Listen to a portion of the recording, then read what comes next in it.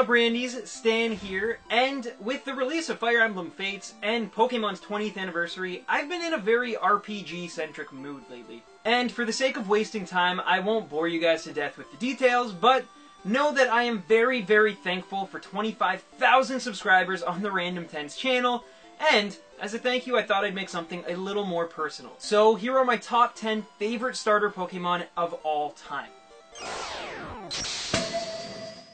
At the beginning of every new Pokemon adventure, you're given a choice, and whether you go with fire, water, or grass, for the most part, this decision is going to claw, splash, or squirm their way into your heart until your journey comes to a close.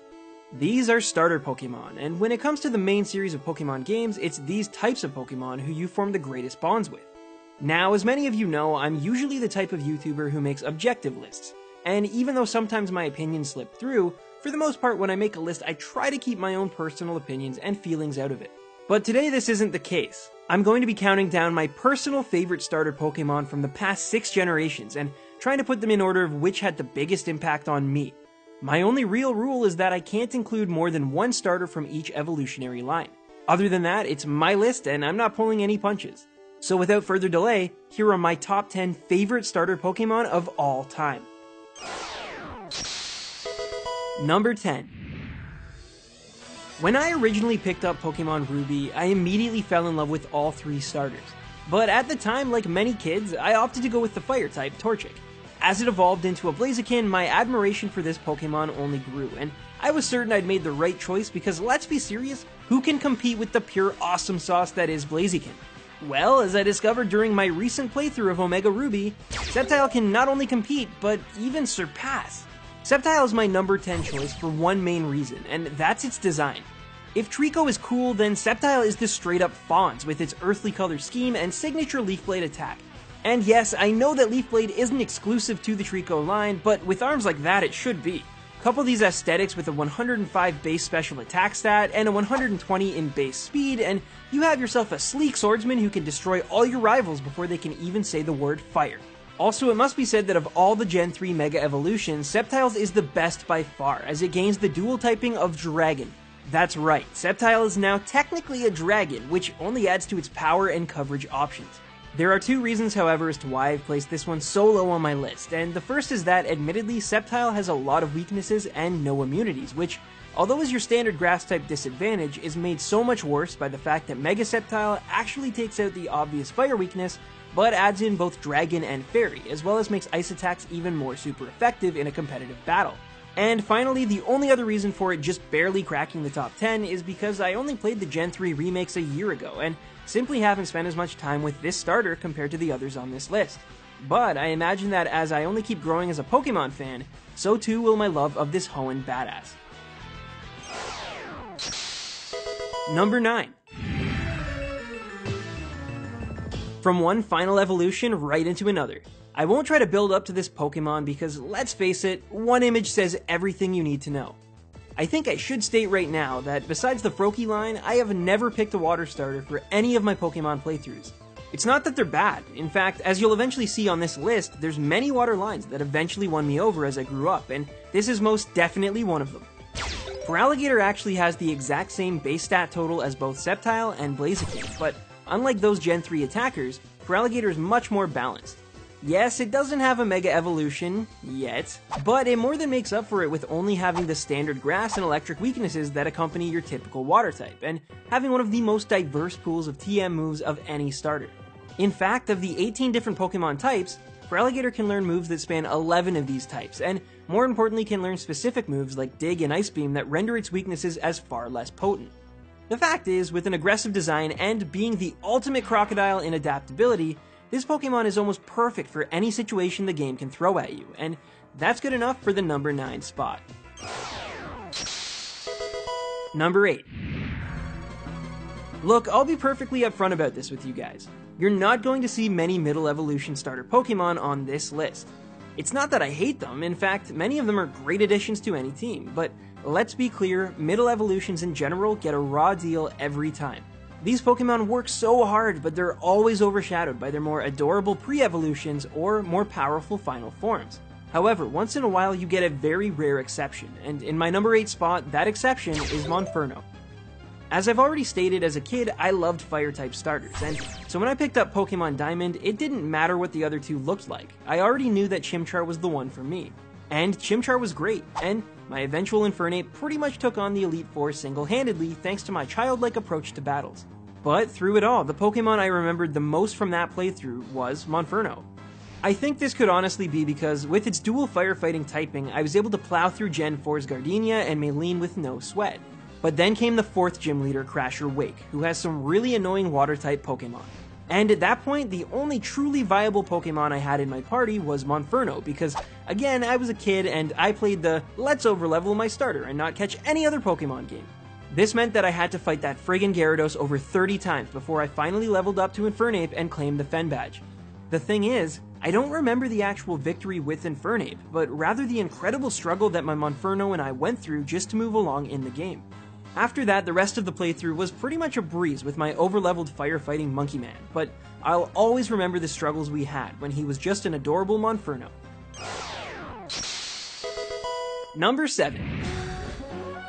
Before I continue with this list, I have one crazy important question for you. Do you like Mudkips?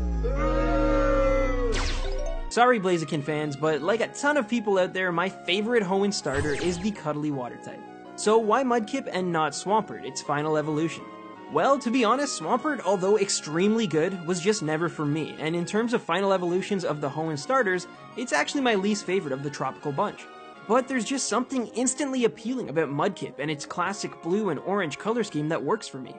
The Mudfish Pokemon isn't a powerhouse, and honestly, I can't even really explain why I like it so much, which is admittedly a pretty shallow choice. I suppose maybe it's because of the meme, but either way, this is just simply one of my favorite designs of the entire Pokemon series, and on an aesthetic level, I think it's everything that a starter should be.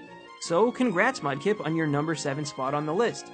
You're not as badass as Sceptile, and not as important to me as Monferno, but hey, you've got an incredible design and an even greater legacy, and I guess even I can't ignore all that.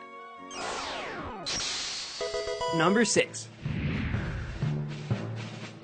After a certain video I made back in July of last year, I've heard this Pokemon's name almost every single day since. I think many of you feel that I was just simply hating on this Pokemon because it's the popular thing to do. But the fact is that no matter how overrated this Pokemon poster boy gets, I will never ever hate it. You know why? Because Charizard is and will always be my favorite Gen 1 starter. I mean, how could this fire-flying type ever not make the list of any kid who grew up during Pokemon's world domination? It was the most valuable card, Ash's secret weapon in the show, and my absolute number 1 Pokemon in my only playthrough of Fire Red. In fact, I literally bought Pokemon X over Y because I saw the Pokemon Origins anime and immediately fell in love with the design for Mega Charizard X. So yeah, all of you people out there who think I'm way too hard on this fire-breathing beauty need to calm down because, frankly, I love Charizard. From its design, to its legacy, to the fact that it's easily one of the most competitively viable starters, with both Mega Evolutions having a 634 base stat total, and Charizard Y's frankly insane special attack. This is literally the Pokemon of champions, and yes, because it's so popular, many fans of the series, myself included, will occasionally rag on it. But in my case at least, it's always out of curiosity and never from a malicious place. Also, to like 95% of the 12-year-olds who commented on that video, Charizard is a lizard, not a dragon, save for one of his Mega Evolutions, and to be honest, because of how that fact still eludes so many players, I think that makes him all the more worthy of this spot. Number 5. As I mentioned in my number 7 spot, the middle stage of any Pokemon's evolution usually can't compete with its first and last, with the perfect example being the internet's favorite Gen 6 punching bag, Quilladin. Personally, I don't hate this design at all, but I understand why in a line that starts with this bundle of awesome and ends with this epic monster that it does sort of fall short. So what's an example of a starter Pokemon's middle evolution done perfectly? Enter Bayleef. Based on the Sauropod dinosaur family, this evolutionary lineup in general is so simple in its design, but also extremely memorable. I'll admit that putting Bayleef on this list is probably a symptom of my love for the one Ash had during his Johto journey, but Bayleef is so much more than that. The scent that this Pokemon emanates from the leaves on its neck is basically a super drug that has a positive effect on all of those around it. Along with its winning and cheerful demeanor, this also makes Bayleef the ultimate pick-me-up when you're feeling down. something I think many of us Nintendo fans could have used through some hard times when our interests were made fun of or put down from those who thought we were lame. Either way, I absolutely adore not only the way this Pokemon is so simply designed, but also everything it represents, and for that, and being the ultimate travel companion, Bayleef earns its spot. Number 4. I like Dark-type Pokemon. In fact, I would go as far as to say that Dark-type may be my favorite in the entire series. I mean, some of my favorite Pokemon of all time, including Umbreon and Houndoom, are Dark-types, and let's not forget about everyone's favorite Gen 4 Legendary. So you can imagine my excitement when I beat Lysander for the first time and my Frogadier evolved into the dual-typed Greninja. Now, I know at this point Greninja has become like the Gen 6 equivalent of Charizard, but before the character was announced for Smash, or before I had any idea that this covert ninja was hiding the OP ability Protein in its bag of tricks, I'd already done 2 playthroughs with Greninja, and I loved every single battle. With a base speed stat of 122, this ninja Pokemon lives up to its namesake, and is an absolute blast to battle with. On top of that, as I've previously stated, Shiny Greninja is one of my top 10 favorite shiny Pokemon of all time, and I'm the type of guy who weirdly puts a lot of stock in a Pokemon's shiny design. But more than anything, Greninja just stands out amongst its entire generation, and finally gave us a lightning-fast Water-type Pokemon with personality in a world where Water starters are usually designed with defense in mind. And that's why this Pokemon is so important to me. I love battling with speed and fury, and Greninja offers players a fun and charismatic way to play with both. And for those reasons, and being one of the most versatile Pokemon I've ever had the pleasure of using in a battle, Greninja will always be my personal favorite Water-type starter. Number 3. Throughout Pokemon's now 20 years of incredible gaming experiences, I've had the pleasure of being exposed to plenty of sassy Pokemon. From Ash's Charmeleon to Trico himself, there have been a few instances where a smug personality or design can eventually wear thin. But with this next entry, it never seems to get old. In fact, Snivy's attitude is so massive that it's the only Generation 5 Pokemon on this entire list, and in a pretty high spot to boot. But in all seriousness, Snivy makes it so high on this countdown for 2 reasons. Number 1 is the aforementioned smugness that accompanies this Pokemon everywhere it goes. When everyone was gushing over how cute Ash's Oshawott was, I couldn't help but grow attached to Trip's bratty Snivy.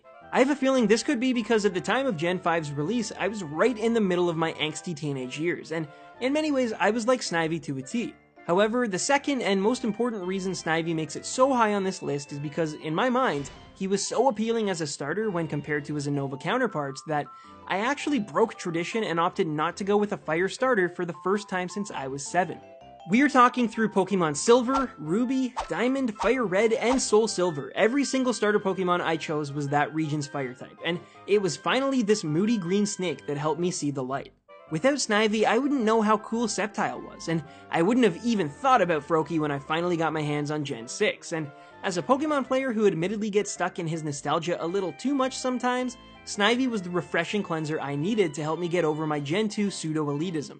So in a weird way, Snivy's smugness saved me from my own, and whenever I look back on Gen 5, I always think fondly of this green little jerk. Number 2. Perhaps I'm a weirdo, or perhaps I'm a hipster, but the runner-up pick isn't a very popular Pokemon. It's not hated on like Quilladin, but it's certainly not the immediate choice for best starter Pokemon. In fact, like the shy girl in school, I never noticed how beautiful this Pokemon was until after a few years had gone by, and I'd grown up a little more. And that, my friends, is a way over-the-top simile on why I think Torterra is such an amazing Pokemon. First off, that design is one of my favorites in the entire series. I'm not kidding. Before even getting into the meat of it all, just as a cosmetic thing, the coloring of this grass ground Pokemon is so much better suited than that lime green color Pokemon has a habit of forcing upon its grass starters. You couple that with the fact that Torterra's back is like a walking nature preserve that smaller Pokemon make nests in, and you can understand why this creature is known as the continent Pokemon. Now, most people assume that Torterra is simply a wall, a defensive beast that's only good for slowly sapping an opponent's strength, similarly to Ferrothorn, but they're so wrong. And side note, Ferrothorn is probably my favorite defensive Pokemon ever, but that's a whole different topic for another video. Anyways, the truth is that Torterra is an equal opportunity offending Pokemon, as its base attack stat is almost as high as its defense stat, with both being very good for a final form starter Pokemon. I finally got to use one in a recent playthrough of Pokemon Platinum, and I've gotta say that if you put a Shell Bell or leftovers on this monster, then prepare to conquer any opponent that gets in your way. So although it may not be as impactful to me as my number 1 or even number 3 picks, Torterra gets so much love because not only is it probably my all-time favorite starter Pokemon design, but it's also a solid pick for any serious team as well, with its dual typing and great stats. Although for some reason, I always thought it looked identical to Ankylomon from the Digimon sequel series. No? Just me? Alright, well then let's move on and end this baby. Number 1.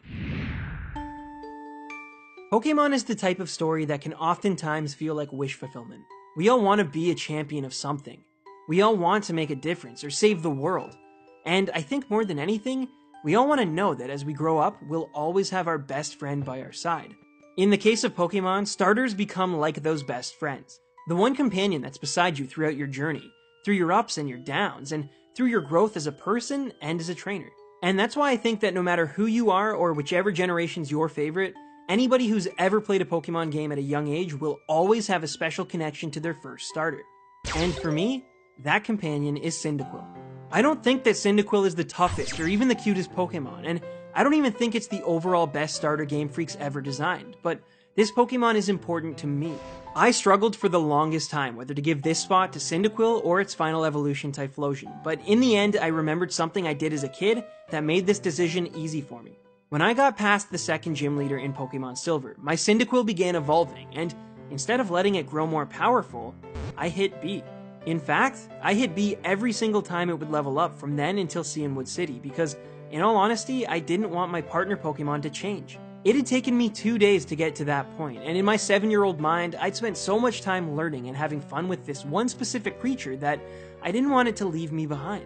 I know today this sounds stupid, and yes, eventually I let it evolve into Quilava so that I could beat Chuck, but to this day, I have still yet to press B purposely on any other Pokemon for reasons like this. I think now looking back, I did this because about a month before I received the game as a gift, I found out that my family was going to be moving.